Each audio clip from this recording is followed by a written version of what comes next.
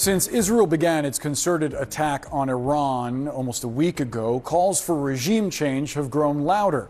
President Trump raised the possibility of targeting Tehran's all-powerful leader, Ayatollah Ali Khamenei, and after damage to an Israeli hospital during strikes today, Israel's defense minister said this. I want to say that a dictator like Khamenei, who leads a country like Iran and has engraved on his flag the annihilation of the state of Israel, this terrible goal of destroying Israel cannot continue to exist. Critics of U.S. foreign policy argue that American efforts at changing Iran's leadership are one of the principal reasons that relations between the two countries are where they are today. Let's explore that by going back some 7 decades to 1953, when the U.S. helped stage a coup against Mohammad Mossadegh. He was the democratically elected prime minister at the time, and he pledged to nationalize the country's oil fields, a message that was popular among his people because it promised to keep more of the profits generated by Iranian oil for Iranians. That idea, as you might imagine, was not very popular in Great Britain, which had a huge stake in Iranian oil at the time, and also for the United States, which actively sought to prevent the spread of communism during the Cold War.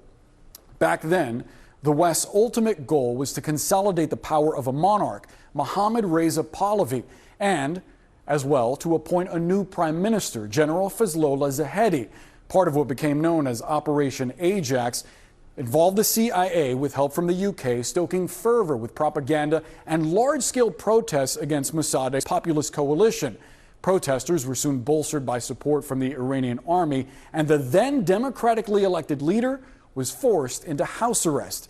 Meantime, the CIA covertly provided the new government with financial stability, as many as $5 million.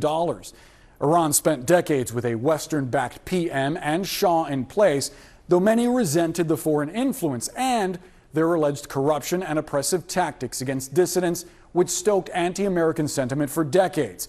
In the late 1970s, all of that resentment boiled over into what is now known as the Islamic Revolution. Millions of Iranians organized against the regime and took to the streets. Secular protesters opposed the Shah's authoritarianism, while Islamist protesters opposed his agenda to modernize Iran. By 1979, the Shah was forced to flee into exile, and the Islamic Revolution ushered in the start of clerical rule, the same one that's in place today. In its wake, Iranian students seized the U.S. embassy and detained more than 50 Americans as hostages, some of which were held for some 444 days. The current Iranian regime, we should note, became arguably even more repressive than its predecessor, especially against dissidents and women. We should also point out that some of these details remained completely secret until 2013, when the CIA declassified records confirming that the U.S. was involved, instrumental in this coup. It's been argued that what happened in Iran is a textbook case of the boomerang effect in international relations, where one state's attempt to influence another can backfire, in this case, dramatically. Let's get some perspective from someone who is no stranger to U.S. foreign relations. Former Defense Secretary and CIA Director under President Obama, Leon Panetta, joins us now live. Secretary, thanks so much for being with us. When you hear Israel's defense minister say that the Ayatollah should not exist, and we had President Trump saying that he knows where the supreme leader is and that all options are on the table, do you see the U.S. drifting closer towards supporting regime change? And if so, what's at risk? Well, I think that's the fundamental issue right now, because I think it's very important for the United States and Israel to decide what exactly is the end game here. And while the United States has talked about obviously ending Iran's nuclear capability and getting them to give up their enrichment and efforts at a bomb, and Israel initially supported that, I think that Israel is leaning a lot more towards regime change as its goal. And that means that they're really looking at kind of a fundamental reshaping of the regional alignment in the Middle East, something that is much larger and would reshape the Middle East for a number of years in the future. I'm not sure that's where the United States is, but I think they need to resolve just exactly what is the end game in this effort against Iran.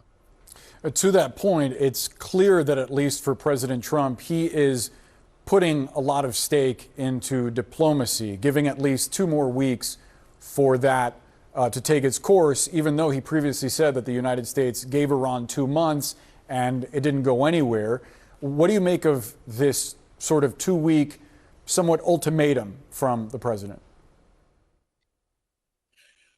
Look, Boris, I think the president is facing the most critical decision in his administration, whether to go to war or not. He's got 2 fundamental choices. One is to have the United States basically direct our forces to go in and attack Fordo and basically go to war with Israel, obviously face retaliation from Iran and from its proxies, and be involved in a regional war. That's one choice.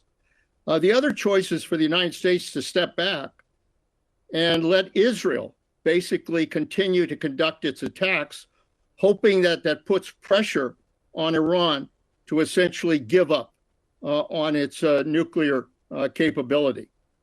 I think what the president did by extending his decision for 2 weeks is he essentially went with the second option, which is to step back, see what Israel can do to continue the war against Iran, and hope that that ultimately brings Iran to the table.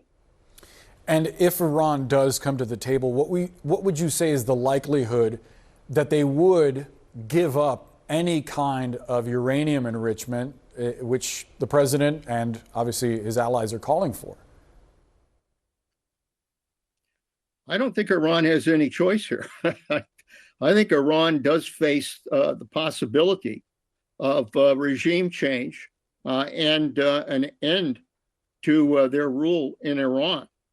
And if that's the case, it seems to me that it would make sense for them to essentially give up their enrichment capability and involvement with nuclear capability, give that up altogether. I think that's what the president is hoping for.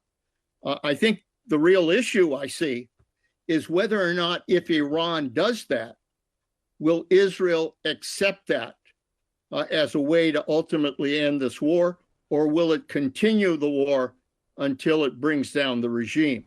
That's the big issue right now, that I don't think either the United States or Israel have really come together to decide what the end game is here.